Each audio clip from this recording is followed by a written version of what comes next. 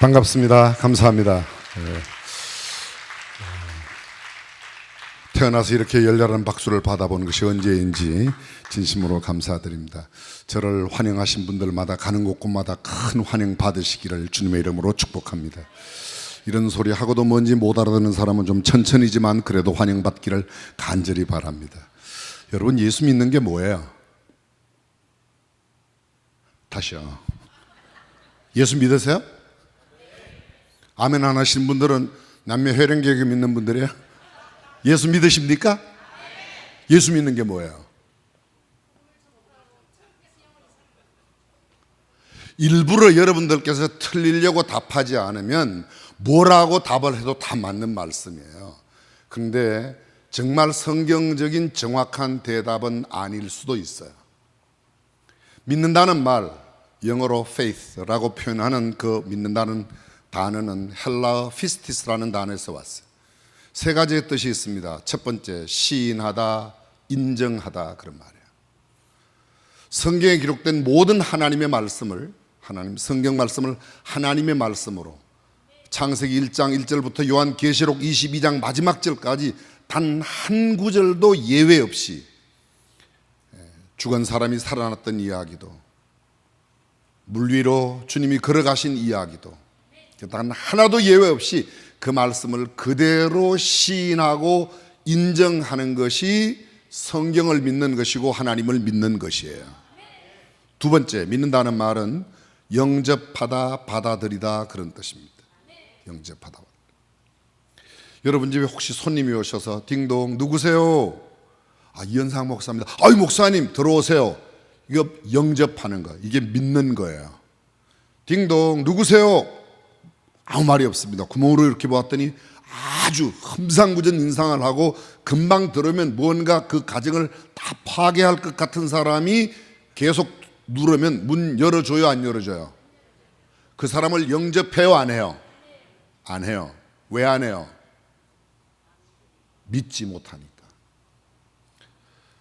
담임 목사님이 오셨다. 믿으니까 모셔드리는 거예요. 예수님을 믿는다는 말은 예수님을 내 삶 속에, 내 영혼 가운데, 내 인격 속에, 내 가치관 속에 그분을 나의 구주, Savior and Master, 그분을 나의 주인으로, 주님으로 모셔드리는 게 예수 믿는 거예요.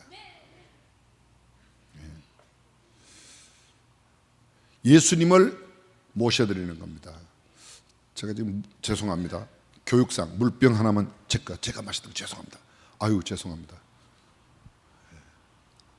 고맙습니다. 이 정도 빠르시면 크게 성공하실 것 같아요. 네. 자 보십시오. 제가 이 물을 아까 이현상 목사님이 제게 주셨는데요. 제가 죄송합니다. 이건 여러분에게 배드리기 위해서 그렇지 제가 본래는 예절이 바른 사람이라 돌아서서 마시는데 보여드리기 위해서 이렇게 마시는 겁니다. 이 물을 제 몸 안으로 받아들였어요. 이 물 어떤 물이냐고 묻지 않아요. 제가 묻지 않고 마셨어요. 그죠? 여기 뭐 혹시 쥐약 같은 거 안 넣었죠? 이렇게 안 물어보잖아요, 제가. 왜요? 이 물을? 아니, 이 물 준 분을 믿기 때문에. 또 이 물을 믿기 때문에.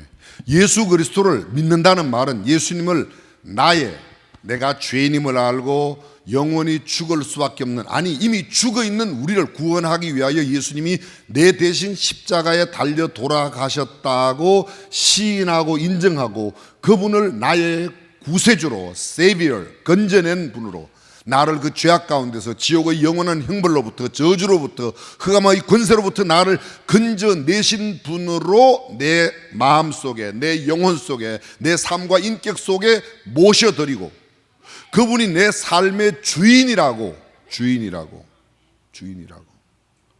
예. 여러분, 이 주인이란 말은 종이 없는 게 있어요. 자유가 없고요. 종은 없어요. 종은 자유가 없어요. 종은 소유가 없어요. 그럼 주님이 내 주인이라고 그러면, 그렇게 인정하고 받아들이면 내 모든 것이 그분의 것이라고, 그분께서 어떻게 하라고 하든지 그분의 말씀대로 하는 사람이 제대로 믿는 사람들이에요. 세 번째, 예수 믿는다는 말은 이런 뜻입니다. 내가 가지고 있는 모든 것을 그분께 맡긴다는 거야. 좋은 것이든지 나쁜 것이든지 내 슬픔, 아픔, 괴로움, 질병, 또 내 미래, 내 즐거움, 모든 내 삶에 있는 모든 영역을 그분께 완전히 맡기는 겁니다. 여러분, 은행에 혹시 돈 맡기십니까? 아니, 여러분이 은행에 돈 맡기냐고 여쭤봤어요. 이거 어려운 문제가 아닌데 이거는 왜요? 돈 맡겨요, 안 맡겨요? 근데 그게 왜 그렇게 어려워요? 그냥 쉽게 대답하세요. 맡기죠. 왜 맡겨요? 믿으니까 맡기는 거예요. 믿으니까. 땡큐, 감사합니다. 뭐 눈치도 빠르시네요. 믿으니까 맡겨요. 여러분 집에 열쇠나 중요한 서류나 통장이나 이런 것들 누구에게 맡겨요? 1번 믿는 사람, 2번 예쁜 사람, 1번 믿는 사람, 2번 힘센 사람. 아무리 힘센 사람이 여기 지나가고 아무리 유명한 사람이 지나가도 맡기는 게 아닙니다. 내가 믿는 사람, 내 아내를 믿으면 아내에게, 내 자식을 믿으면 내 자식에게, 내 남편을 믿으면 남편에게, 부부간에도 못 믿으면 못 맡겨요. 그래서 딴 주머니를 차는 사람들이 있다잖아요. 여러분에게는 있는지 없는지 모르지만, 그래서 예수님을 믿는다는 말은, 다시 첫 번째 시인하다, 인정하다, 두 번째 영접하다, 받아들이다, 세 번째 맡기다는 겁니다. 근데 이 성경에 기록된 원어의 문법을 보면 시인하고 인정하고 받아들이고 영접하는 것은 once for all, 단번에라고 되어 있어요. 한 번의 영원이에요. 자, 제가 제 이름이 고명진이에요. 여러분들이 제 호적이나 주민등록증이나 아니면 여권을 보신 적이 있어요, 없어요? 없어요. 근데 제 이름이 고명진이라고 인정하세요? 여러분의 담임 목사께서 이번에 부흥사로 오는 분이 제가 어렸을 때 자랐던 중앙교회 고명진 목사입니다. 그럼 제가 여러분들이 제 혹시 목사 안수 받는 거 보신 분 계세요? 없죠? 근데 진짜 그렇게 보니까 저게 목사인지 전도사인지 잘 모르겠다, 이렇게 생각하는 분 계세요? 없어요? 감사해요. 왜 그렇게 생각해요? 여러분의 담임 목사님의 말씀을 듣고 이름이 고명진이다. 제가 고가예요. 제 성이 뭐라고요? 고가가 뭐예요? 저는 제 인사로 고가라고 그러지만 여러분은 제 성이 뭐냐고 그러면 고씨라고 그래야지. 참, 내 인사, 네 인사가 있죠. 저는 제 인사로 고가라고 그래도 여러분은 저한테 고가라고 그러는 건 그거는 진짜 미안해요. 옛날에는 상놈이라고 그랬어요. 제 성이 뭐라고요? 고마워요. 아유 참. 근데 제가 고가가 된 것은 우리 아버지 어머니, 우리 아버지의 아들로 태어났기 때문에 고가가 된 거예요. 제가 조금 실수하고 잘못한다고 해서 야, 너 내일부터 김가해라, 이가해라, 이렇게 안 바뀌는 거예요. 맞아요? 하나님의 자녀로 태어나는 것은 단번에 태어나요. 한 번 태어나면 그 신분은 그대로 유지돼요. 그런데 하나님의 자녀답게 살지 못하면, 제가 고가 가문에 내려오는 전통과 예절을 제대로 못 지키면 때로 우리 아버지한테 야단도 맞고 혼나는 겁니다. 하나님의 자녀가 될 수 있어요. 누구든지 예수 그리스도를 시인하고 인정하고 믿고 영접하면. 그런데 하나님의 자녀답게 계속해서 살아가는 문제는 그 다음에 또 다른 문제가 하나 있다는 겁니다. 그게 뭐예요? 맡긴다는 거. 그래서 신앙심이 깊다, 신앙심이 좋다, 그 사람은 참 믿음이 훌륭하다는 말은 시인하고 인정하고 영접하는 데 달려있는 것이 아니라 그건 다 똑같아요. 다 똑같아요. 그 이후에 얼마나 내 삶을, 내 모든 생애, 내 모든 염려, 근심, 걱정, 기쁜 일이든 슬픈 일이든 좋은 일이든 나쁜 일이든 모든 것을 주님 앞에 온전히 맡기느냐에 따라 그 사람의 신앙의 깊이를 결정하는 겁니다. 자, 믿음이 뭐라고 하는 건 여러분들이 이미 다 들으셨어요. 그럼 신앙생활은 뭐예요? 예수 그리스도를 구주와 주님으로 영접한 사람이 영접하여 하나님의 자녀가 된 이후 어떤 날 주님을 다시 만날 때까지 살아가는 삶의 여정 가운데 모든 일정을 뭐라고 그러냐면 신앙생활이라고 그러는 겁니다. 동의하시면 아멘. 그럼 신앙생활을 할 때 어떻게 신앙생활을 해야 하냐? 신앙생활을 딱 한마디로 가장 중요하게 우리가 어떻게 하는 것이 가장 바람직한 성경적인 신앙생활을 하냐, 이렇게 물으신다면 저는 이렇게 대답할 거예요. 예수님 닮아가는 거다. 근데 예수님을 닮는데 어떤 예수님을 닮아요? 성경 속에 예수님의 모습이 수없이 많이 나타나요. 어떤 때는 가르치시는 모습으로, 어떤 때는 병 고치는 모습으로, 어떤 때는 기적을 행하는 모습으로, 어떤 때는 물 위로 걸어가는 모습으로, 수없이 많은 예수님 모습이 있는데 그 모습 가운데 무엇을 배우냐 이거예요. 저는 예수님의 삶을, 성경 속에 있는 예수님의 전 생애를 바라보면서 한 가지 아주 유니크한 것, 아주 특별한 것 하나를 발견했어요. 제가 그냥 발견한 거예요. 다른 분들은 다른 것을 발견하셨다고 해도 제가 전혀 시비를 걸지 않을 테니까 제가 발견한 것에 대해서 여러분들이 시비를 걸면 안 된다 1번, 시비를 무조건 걸어야 되겠다 2번. 아까 여러분의 담임 목사님이 무조건 1, 2번으로 여쭤보면 답은 몇 번이라고 그랬어요. 답도 다 알려주시는데도 대답도 못하는 사람은 집에 가서 아이들한테 무슨 이야기를 하고 대답 못한다고 화를 절대로 내지 마세요. 심은 대로 거두게 돼 있어요.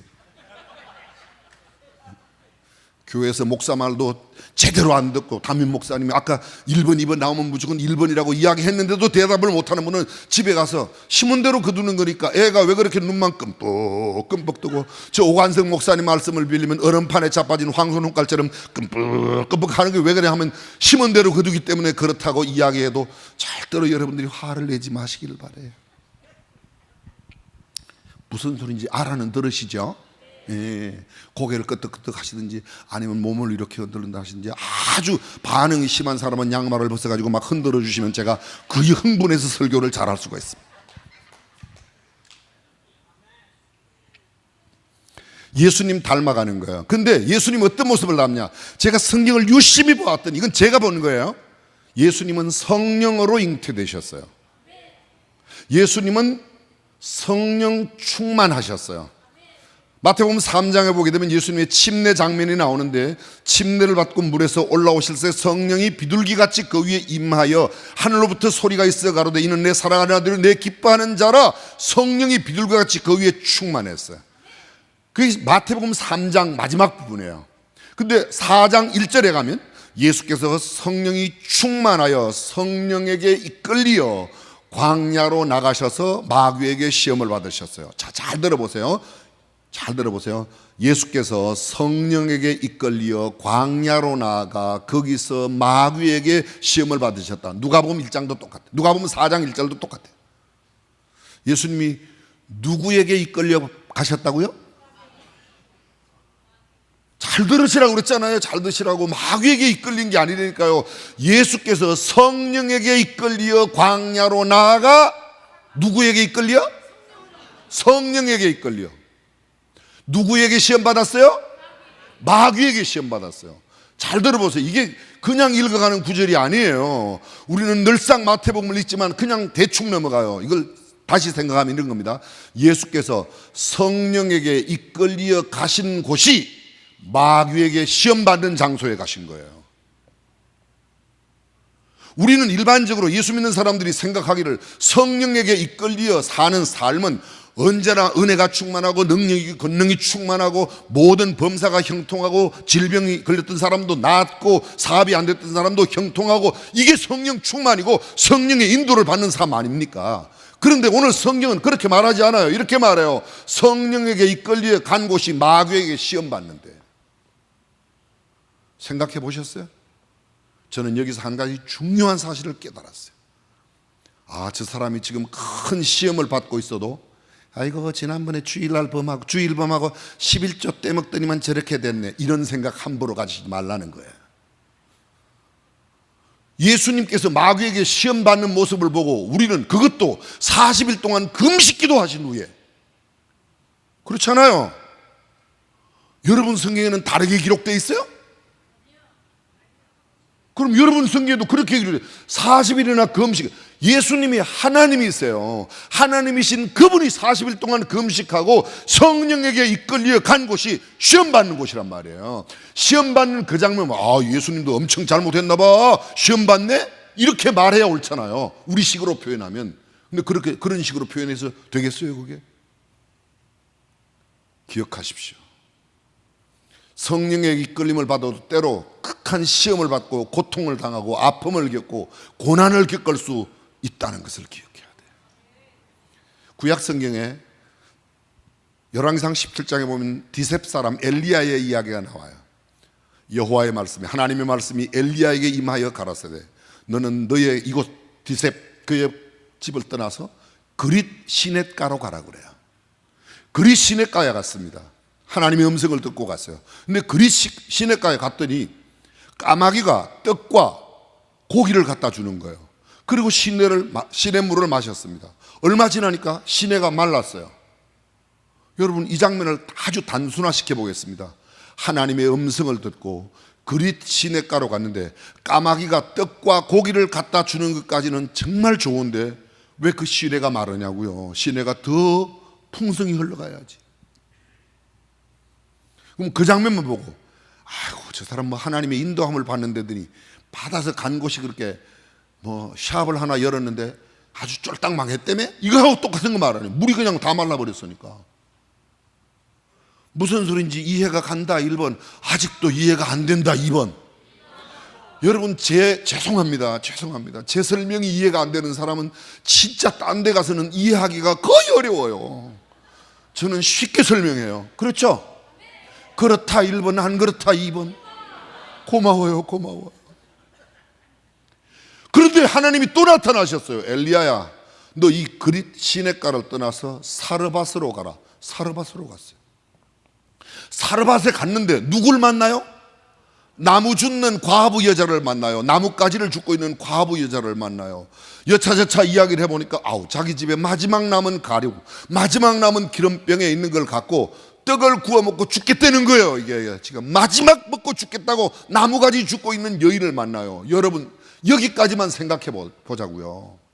하나님의 음성을 듣고 하나님의 인도하심을 받아서 간 곳이 마지막 남은 거 먹고 죽겠다는 과부를 만날 게 뭐예요? 만나려면 좀 아주 돈도 많고 이쁘고 늘씬하고 그런 부자 과부를 만나야지. 우리식으로 생각하면 그래야 돼요, 안 그래야 돼요?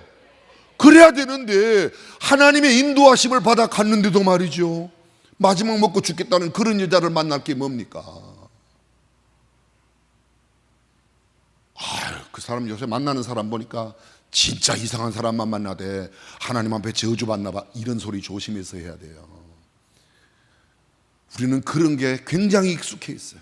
아이고 그 사람 뭐 11조 몇 년 안 내더니만 어쩐지 요새 교회 드문드문 빠지고, 아이고 찬양대도 그렇게 열심히 하다 요새는 좀 식어지는 것더니 아이고 이번에 큰 그렇게 병에 걸렸다며.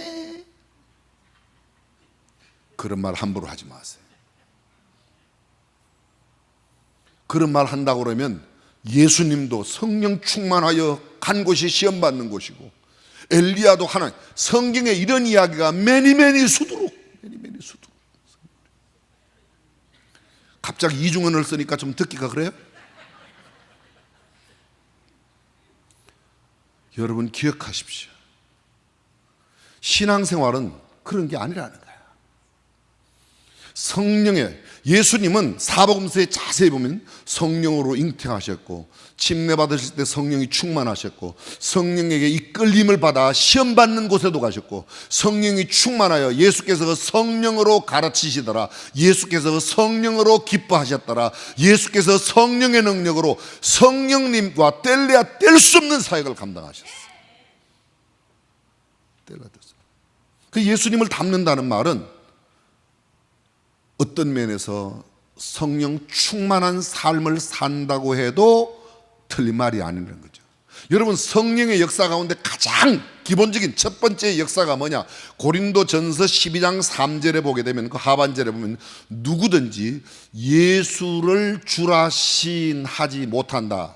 뭐로 아니하고는 누구든지, 성령으로 아니하고는 누구든지 예수를 주라 시인할 수 없다. 예수님을 구주라고, 예수님을 주님이라고 말할 수 없어요. 뭐가 없으면? 성령의 역사가 아니면. 그럼 내가 예수 믿고 하나님의 자녀가 되는 것은 누구의 역사다? 성령의 역사예요. 설교를 잘해서가 아닙니다. 설명을 잘해서가 아닙니다. 내가 똑똑하고 잘나서 구원받은 게 아닙니다. 성령께서 나를 인도하사 성령의 역사로 예수님을 구주와 주님으로 믿으시게 된 것을 인정하시면 아멘. 우리는 모두 성령의 역사로 구원받았어요. 그렇게 구원받은 우리들이 그 다음 신앙생활을 하는 모든 과정도 성령 없이는 불가능하다는 겁니다. 예수님의 전 생애를 마지막 십자가를 지시며 고난을 받으시고 장사되었다가 부활하신 이후 승천하실 때까지 하나 남아 있어요. Jesus coming again. 예수님 재림 하나 남아 있는데 저는 그것까지도 성령의 역사로 말미암아 이루어진다고 믿습니다. 그렇다면 우리는 뭐 해야 돼요? 성령 충만하고. 성령이, 여쭤볼게요. 여러분은 성령 충만하세요? 충만한가 안 한가 이제 계속 좀 들어보시면 알아요. 자, 쉽게 좀 설명하겠습니다. 여러분 이렇게 살아가시면서 주변에 귀신 들린 사람 보면 알아요, 몰라요? 귀신 들린 사람 몰라요? 귀신 들린 사람, 귀신 들리면 귀신이 막 말을 하면 막 그 말이 자기하고 상관없는 말을 하잖아요. 무당들이 귀신 들려갖고 점칠 때만 둘째 서장 열어봐라 거기 내 옷이 있다 뭐 이런 소리 하잖아요. 그게 그 사람이 하는 소리예요? 그 안에 들린 귀신이 하는 소리예요? 귀신 들린 사람 괜히 옷도 벗고 막 이렇게 막 길에 돌아다니고 이상한 소리를 계속 시블렁 그때 하는 게 그게 시블렁이에요. 시블렁 하면서 댕기는 게 그게 귀신이 그 사람의 입을 통해서 그렇게 말하게 하고 그 사람의 행동도 귀신의 힘과 귀신의 이끌림을 받기 때문에 그렇게 한다. 동의하시면 끄떡끄떡. 잘 들어보세요. 그럼 귀신 들린 사람을 보면 아는데 귀신 들린 사람을 귀신 들린 사람이라고 말한다면 우리는 성령 들린 사람이라고 표현하는 게 맞다 1번, 그렇게 표현하는 건 택도 없는 소리다 2번. 여기서 우리가 던져야 할 질문이 있습니다. 귀신 들린 사람은 귀신의 역사로 말도 하고 귀신의 역사로 행동도 하는 게 보여지는데 어찌 성령, 귀신은 악한 영, 더러운 영이에요. 그건 나쁜 영이에요. 성령은 거룩한 영이에요. 깨끗한 영이에요. 하나님의 영이에요. 그러면 하나님의 영으로 우리가 예수 그리스도를 구주와 주님으로 영접하고 하나님의 영으로 충만했다면 우리의 삶 속에 하나님의 영이 말하게 하심을 따라 말을 해야 되고 하나님의 영이 이끄시는 대로 가야 하고 예수께서 성령에게 이끌려 광야로 나아가 거기로 가셨던 것처럼 엘리야가 하나님의 음성을 듣고 그의 음성대로 그리시네가로 다시 사르밧으로 갔던 것처럼 제가 설명을 하면요, 누가복음 4장 25절에 이렇게 되어 있어요. 이 엘리야 시대에 그렇게 굶주리고 어려웠던 사람들이, 과부들이 보통 많은 게 아니에요. 근데 성경은 누가복음 4장 25절을 보게 되면 엘리야 시대에 사르밧 과부 외에 그 어려움으로부터 건진받는 사람이 있냐? 사르밧 과부의 그 어려움을 이겨냈던 일이 하나님의 음성을 듣고 사르밧 과부의 집으로 가서 마지막 남은 것 먹겠다는, 그 먹고 죽겠다는 그 과부에게 그거 가져오라는 겁니다. 죄송해요. 이렇게 예를 들어서 정말 죄송한데요, 장인재 목사님이 여러분 이제 신방을 갔는데 여러분이 마지막 먹고 죽겠다는 게 남아있는데 그걸 떡을 구워 갖고 가져오라고 그래갖고 지 혼자 철답수시는 거예요. 죄송해요. 이해해. 장인재 목사님은 속이 넓기 때문에 제가 예로 드는 거지 절대로 그분이 나쁜 의도가 없다는 걸 여러분 아시죠? 그죠? 네, 고마워요. 그러면 여러분 어떻게 했어요? 대부분 담임 목사님 장인재 그러면 안 되겠어요. 쫓아내요. 마지막 먹고 죽겠다는 걸 그걸 그때 지가 혼자 다 떡 구워서 지가 처먹겠다는 게 이게 목사입니까? 이럴 거 아니에요 우리는. 그죠? 안 그래요? 그럴 수도 있는 게 아니라 거의 그럴 가능성이 99.9%예요. 저는요 여기서 뭘 보는가 하면 이 사렙다 과부가 에이, 어차피 한 끼 더 먹고 죽거나 뭐 우리는 마지막 먹는 건데 내가 어쩌면 그냥 한 끼 그냥 그래 나는 그냥 한 끼 덜 먹고 죽지 뭐 이랬을 수도 있어요. 이랬을 수도 있다는 거죠. 이건 제 해석이에요. 아직까지 이 학계나 뭐 신학계에서 증명한 바가 없지만 밝힌 바도 없지만 그냥 명진학파에서 새롭게 지금 해석을 해서 말한다면 어쩌면 이 사렙다 과부는 애가 내가 마지막 먹고 죽을 텐데 내 아들도 어차피 이거 먹어도 죽는데 그냥 우리 하나님의 사람 엘리야나 대접하고 죽자 이랬을 가능성도 있을 수가 있겠다고 생각하시는 가능성이 0.1%라도 동의하시면 1번, 나는 절대로 그렇게 동의 못한다 2번. 그것 봐요. 여러분도 금방 동의하시지. 동의를 하도록 다 만들잖아요 제가 다. 여러분 예수님을 닮아간다는 것, 이야기가 신앙생활이 예수님 닮아간다. 예수님 성령 충만. 그러면 성령 충만의 모습이 뭐냐 이거예요. 오늘 본문이 바로 그 이야기를 하고 있는 겁니다. 자, 본문으로 가겠습니다. 사도행전 2장 1절. 성경 시작. 오순절날이 이미 이름에 그들이 다 같이 한 곳에 모였어요. 오순절, 6월절 지내고 50일째 되는 날이 오순절이에요. 구약성경에는 오순절이라는 단어가 없어요. 맥추절로 나와요. 신약성경에는 맥추절이라는 단어가 없어요. 오순절로 나와요. 오순절, 오순, 순은 열이고 오는 다섯이에요. 그래서 펜테코스트, 펜트란 말은 오, 코스트는 열. 그래서 오순, 열순자니까 오순절. 여러분들은 펜타곤 있는 동네 사시는 거 아닙니까? 펜타곤. 그게 오각형으로 된 건물. 그래서 미 국무성물이 펜트곤, 오각형으로 된 건물, 미 국무성 펜타곤이에요. 옛날에 컴퓨터 나와가지고 386 지내고 486 지내고 586. 586을 뭐라고 그래요? 펜티엄급 컴퓨터라고 그러잖아요. 여러분 표현으로 컴퓨터. 586 컴퓨터를 펜티엄급이라고. 그게 5가 펜트란 말이에요. 모세 오경을 뭐라고 그러는가? 펜트튜크라고 그래요. 튜크는 법이에요. 펜트는 오. 그래서 오경, 5가지 경전, 모세 오경. 갑자기 어지럽습니까? 오순절 날 성령이 임했어요. 2절 보겠습니다. 2절 시작. 호련히 하늘로부터 급하고 강한 바람 같은 소리가 있어 그들의 임하여. 그들에게 임하는데 보십시오.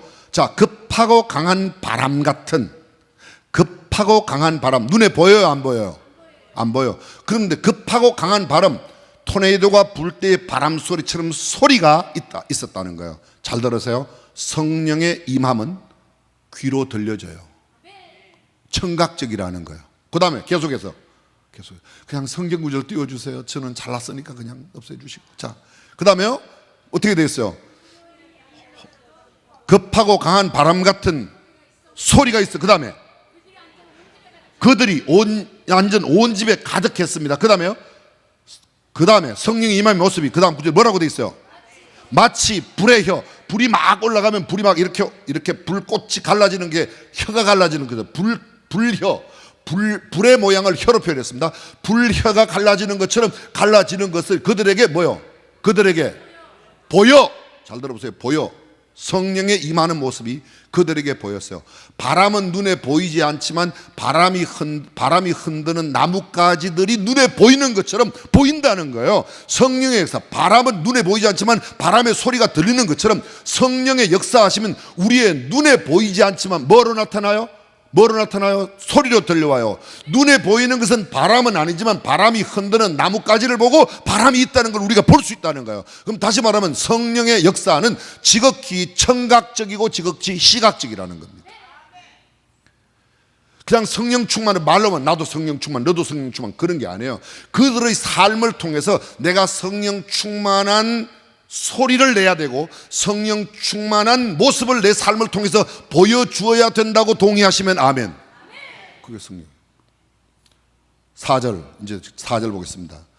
그들이 다 성령이 충만하여 그 다음에요. 성령이 말하게 하심을 따라 각기 다른 언어들로 말하기 시작. 저를 잠깐 주목해 주십시오. 여기에 중요한 내용이 있어요. 그들이 성령이 말하게 하심을 따라 말을 했다는 겁니다. 옛날 성경에는 그게 방언이라고 그래요. 각기 다른 방언으로 말하기를 시작했다. 우리 지금 현재 개역 개정판에는 각기 다른 언어들로, 거기 다른 언어라는 게 무슨 말인가 하면 잘 들어보세요. 당시에 오순절 날에 거기 모여있는 예루살렘에 모였던 사람들이 본도, 가파도기아, 저기 멀리 메대와 바사 여러 나라에서 적어도 16개 이상 나라에서 몰려들었어요. 그들이 전부 다 모여들었으니까 언어가 다를 것 아닙니까? 저 아프리카 리비아에서 온 사람도 있어요. 거기 보면요. 그 다음에 저기 본도는 어딘가 하면 지금 터키의 북쪽 산맥 북쪽 지역이에요. 거기서 예루살렘까지 온다 그러면 석 달씩 걸리는 거예요. 석 달씩. 저 아프리카에서 지중해를 건너서 쭉 이스라엘까지 지금 이스라엘입니다. 여기 오순절날 예루살렘이에요. 예루살렘까지 오는데 그게 배 타고 몇 달씩 걸려요. 한 달, 두 달, 석 달씩 걸립니다. 근데 그 사람들이 유월절을 지키고 왔다가 유월절을 지키고 그때까지 머문 사람도 있고, 유월절에 당도 못하고 오순절만 지키는 사람도 있고, 모든 유대의 남자는 1년 3차 하나님께 보여야 되는데 유월절과 그 다음에 맥추절과 그 다음에 마지막 초막절을 지키게 되어 있습니다. 근데 그 세 절기를 다 지키는 사람들은 1년 내에 거의 예루살렘에 살게 되는 겁니다. 흩어져 살았던 사람들이 함께 모였다. 디아스포라들이 함께 모여서 절기를 지키는데, 오순절 지키러 왔던 사람은 오순절날 성령을 충만하게 받게 되었던 거예요. 그들이 성령이 말하게 하심을 따라 말을 했습니다. 그런데 거기에 모인 사람들이 16개 지방에서 온 사람들이 이렇게 말해요. 이 하나님의 큰 일 말하는 사람들이 다 갈릴리 사람이 아니냐? 우리는 우리의 난 곳 방언으로 듣는구나. 사도행전 2장, 지금 제가 여러분에게 설명한 8절 이하부터 15, 16절까지 쫙 연결되어 있어요. 저 사람들은 다 갈릴리 사람이라서 갈릴리 말을 하는데, 쉽게 말하면 히브리 말을 쓰는데, 우리는 갑바도기에 왔으니까 갑바도기 말을 쓰고, 본도에서 왔으니까 본도 말을 쓰고, 리비아에 왔으니까 리비아 말을 하는데, 우리 난 곳 방언으로, 리비아 말로 내가 알아듣고, 갑바도기아 말로 알아듣고, 로마에서 온 사람들은 로마 말로 알아듣고 라틴어로 알아듣는다는 이야기죠. 이게 사도행전 2장에 나타났던 성령의 역사인 줄로 믿습니다. 성경이 그렇게 돼 있어요. 성경이 우리가 다른 언어, 소위 말하는 알아듣지 못하는 뭘 랄랄랄라, 죄송합니다 표현이, 어떤 저도 방언을 해요. 그런데 그런 방언들을 하는 게 사도행전에는 그런 방언이 아니고 저들이 하는 말을 내 나라 말로 알아들었다는 거예요. 왜요? 저들의 말이 성령이 말하게 하셨다는 겁니다. 쉬운 예를 하나 들어볼게요. 여기에도 그런 분이 많이 계실 거예요. 그냥 영어나 한번 잘해봤어요. 정말 이런 표현을 쓰고 싶지 않은데, 저도 영어같이 아주 원한 맺힌 언어가 영어예요. 제가 조국에 있을 때는 한때 영어학원 문법 강사였어요. 분필을 한 움큼 갖고 들어가면 아침부터 저녁까지 교재 없이 잘잘잘잘잘 영어 문법을 왕금이 똥구멍에 거무줄 나오듯이 설명을 잘했던 사람인데 그 영어가 미국 가보니까 아무것도 아니더라고. 써먹을 수가 없어요. 갱신이 그냥 밥 사먹고 비행기 탈 정도 이외에는 영어가 안 돼요. 오죽 제가 영어가 안 되면 그냥 그대로 나머지 답답한 거는 그냥 견딜만 한데, 좀 마음 놓고 설교를 좀 하고 싶은데 영어가 안 되니까 어떤 날 제가 기도를 했어요. 하나님, 오늘 죽는 미국 거지 영어나 저한테 주고 죽게 하여 주옵소서. 이 심정 이해하는 사람 여기도 많으실 거고, 지금도 그런 마음 갖고 있는 분이, 어떤 날 제 똑똑한 딸이 그러더라고요. 걔는 미국에서 오래 살아서 영어도 잘하고 한국말도 잘하는데, 아빠, 어차피 기도하려면 오늘 돌아가시는 미국 목사님 영어를 받아야지 거지 영어를 받아갖고 어디 쓰려고 그러더라고.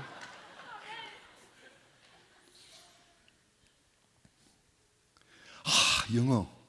근데 제가 어떤 날 깨달았어요. 그래, 영어는 내가 한국 사람으로 태어났고 일찍 영어를 못 배워서 영어를 못하지만, 영어 못 받는 서름을 제가 얼마나 받았는지 몰라요. 근데 그건 영어는 못하지만, 그래, 내가 한국말로만 해도 복음 하나는 정확하게 전하리라, 예수 하나는 정확하게 전하리라. 한때는 제가 이런 생각도 했어요. 아이고 하나님, 욕이라도 좋으니 영어를 한번 실컷 잘하고 죽게 하여. 요새는 그런 기도 절대로 안 해요. 하나님, 저는 영어 한마디 못해도 좋으니까 주의 말씀 복음만 잘 전하고 하나님의 말씀만 잘 증거할 수 있도록 그렇게 해주세요. 아멘 한 사람들은 3대가 부자 되시기를 주님의 이름으로 축원합니다. 여러분, 성령이 말하게 하신 성령의 임함의 가장 큰 특징이 복음을 말한다는 거예요. 하나님의 큰 일 행하심, 당시 하나님의 큰 일 행하심은 예수 그리스도를 이 땅에 보내어 십자가에 죽게 하심으로 온 인류를 구원하신 하나님의 창조 이전의 계획이 성취된 것을 하나님의 큰 일이라고 말했던 거예요. 그것을 그 사람들이 이야기했다는 겁니다. 똑같은 어제 쓰던 말을 그대로 써요. 어제 한국말, 오늘도 한국말이에요. 근데 어제 쓰던 이야기는 어떻게 하면 돈 버냐, 어떻게 하면 애들 출세하냐, 어떻게 하면 아이비리그 보내냐, 어떻게 하면 사업 잘하냐, 어떻게 하면 맨날 그런 이야기만 했는데, 이제는 입만 벌리면 예수님, 복음, 할렐루야, 아멘 해도 괜찮습니다. 제가 절대로 아멘 해도 욕을 하지 않겠습니다. 그래도 왜 아멘 안 해요? 아멘. 아멘 하는 거 보니까 이현상 목사님 앞으로 조금 힘든 게 있겠어요. 아멘을 이렇게 안 하시면 안 돼요. 아멘! 감사합니다. 감사합니다. 저를 그냥 속은 좀 안 돼, 마음은 여러분들이 동의가 안 하더라도 멀리 그래도 내 조국에서 왔는데 아멘이라도 한번 해주면 힘을 받는다니, 그거 다른 것도 아닌데 뭐 돈 달라는 것도 아닌데 10불씩 내려는 것도 아닌데, 그죠? 그냥 아멘 한번 해라는데 주의 말씀에 동의하시면 아멘. 사도행전 1장 8절이 핵심 구절이에요. 핵심 구절. 저는 이것만 설명하고 말씀드리겠습니다. 오직 성령이 너희에게 임하시면 너희가 권능을 받고, 성령이 임함으로만, 오직이란 말은 그것만으로 권능, 두나미스. 그 두나미스라는 말이 영어의 다이나마이트, 다이나믹이 그거였어요. 그래가지고 그 사람들이 예루살렘과 온 유대와 사마리아와 땅끝까지 이르러 내 증인이 된다. 복음을 전하는 사람이에요. 복음을 전했습니다. 성령으로만 복음이 전하여진다는 거예요. 성령이 아니고는 복음이에요. 그럼 이 사람이 성령 충만한 사람이냐, 이 사람이 성령의 열매가 있는 사람이냐, 뭘 보고 하는가 하면 딱 두 가지 보면 알아요. 그 사람한테 안 믿는 사람을 붙여보면 그 안 믿는 사람이 그 사람 따라서 예수님을 영접하고 믿고 예배당에 데려오고 이러면 그 사람은 영역이 있는 성령 충만한 사람이고, 그 사람이 그 사람을 따라서 주일날 골프장에 가고 놀러 다니고 빠찡거 다니고 그러면 그 사람은 성령 충만이 안 한 사람이에요. 또 한 가지, 그 사람이 성령 충만한 사람인가 아닌 사람인가 찔러보면 알아요. 팍 찔러보면요. 찔러도 내 안에 성령이 충만한 사람은 찔러서 흔들리면 성령의 역사가 나오고, 내 안에 욕이 가득한 사람은 이게 나오는 거예요. 누구라도 그 사람한테 만나면 다 욕이 나옵니다. 아니에요. 성령 충만한 사람은, 욕이 충만한 사람을 만나도 욕 충만한 사람이 건드리면 어이구 그런 말 하면 안 돼요 이렇게 말하고, 성령이 안 충만한 사람은 저쪽에서 막 욕이 나한테 들어오면 나도 할 줄 알아. 중요한 게 아니에요, 여러분. 중요한 게 이런 게 아니에요. 어느 대학을 나왔냐, 얼마나 부유하게 사냐, 얼마나 사람들에게 젠틀하고 나이스하고 차밍하고 브라이언트하고 애트랙티브한, 그런 게 문제가 아니에요. 그 사람 안 믿는 사람 붙여서 그 사람 데리고 예수 믿게 만들면 성령 충만한, 성령 능력 있는 사람이고, 그 사람 데리고 딴 동네 극장 가고 주일날 예배 안 드리고 딴짓하면, 쉬운 말로 말하면 그런 거예요. 성경에 벗어난 일을 자행한다 하면 그 사람은 성령 충만하지 않은 사람. 그래서 성령 충만한 사람에게는 안 믿는 사람 붙여보면 알아요. 제가 마지막 장면 화면에 하나 보여드릴게요. 이건 꼭 보여드리고 싶어요. 우리 교회는요, 100명을 전도한 사람, 100명을 전도한 사람은 발바닥을 동판에 만들어 갖고 가로 세로 45cm 동판을 떼요. 저게 동판입니다. 밑에 이름을 좀 크게 확대 한번 시켜 보실 수 있어요? 그냥 이름을 제가 읽어 드릴게요. 저기에 이름 적혀 있는 분이 여러분 교회의 담임 목사님 어머니가 계시고 아버지가 계세요. 무슨 소리인지 못 알아들으세요? 100명 이상 전도한 사람, 저게 지금 동판이 우리 교회에 8개가 걸려 있어요. 저는 목표가 우리 교회 한 벽 전체가 이 동판으로 45cm, 45cm 동판이 한 벽 전체가 다 동판 100개 걸리고, 지금 저렇게 100명 전도한 사람은 저렇게 300명이 넘어가면 저걸 갖다 은으로 도금을 해요. 500명 넘어가면 금으로 도금을 해요. 금으로. 근데 아직 은으로 도금한 사람이 한 사람 있고 금으로 도금한 사람은 아직. 왜 도금을 하냐? 순금으로 하지. 훔쳐갈까 봐. 그리고 저게 만약에 100개만 걸리면, 100명 전도한 사람이 100명만 되면요, 100명 전도한 사람이 그 다음 놀아요? 아니에요. 그 사람 그 다음에 계속 할 거 아닙니까?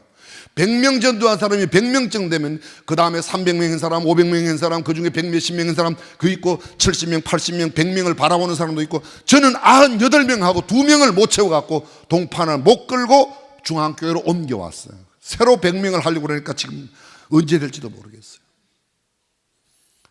여러분, 하나님의 가장 큰 섭리는 아직도 예수 믿지 않은 사람 예수 믿는 것이라고 믿으시면 아멘. 성령 충만한 게 다른 것 아니에요. 내 삶의 현장에서 정말 아직도 예수 믿지 않는 영혼, 교회가 존재하는 목적, 목사가 이 땅에 존재하는 목적, 성도들이 해야 할 가장 중요한 일은 이것입니다. 아직도 예수 믿지 않는 사람 예수 믿게 하는 것. 두 번째, 이미 예수 믿는 사람 예수님 닮아가게 하는 일. 동의하시면 아멘. 기도하겠습니다.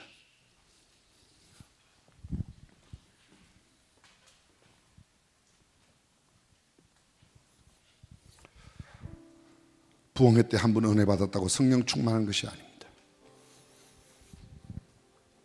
내 삶과 내 인격, 내 삶, 생애 전체를 통해서 아직도 예수 믿지 아니하는 그 한 영혼을 주님 앞으로 인도하여 그를 예수 믿게 한다면 나의 간증과 나의 이야기, 나의 언어, 나의 삶, 나의 행동 하나를 통해서 잃어버린 영혼이 구원받을 수 있다면 그렇습니다. 그 사람이 성령 충만한 사람이에요. 헌금이 중요합니다. 주일 예배 출석이 중요합니다. 저는 그것을 가볍다고 이야기하지 않았습니다. 그러나 한 영혼이 구원받는 일은 천하보다 귀한 놀라운 역사입니다. 하나님, 저를 성령 충만케 하사 아직도 주님을 알지 못하는 사람이 나 한 사람 까닭에 구원받는 역사가 있게 하여 주옵시고, 아직도 성숙하지 못한 사람이 주님을 닮아 잃어버린 영혼들이 주님의 놀라운 구원과 주님의 인격을 닮아가는 큰 역사가 세미한 가족을 통해서 이 땅에, 아니 이 지구에 일어나게 하여 주옵소서. 소리 없는 기도로 함께 기도하시길 바랍니다.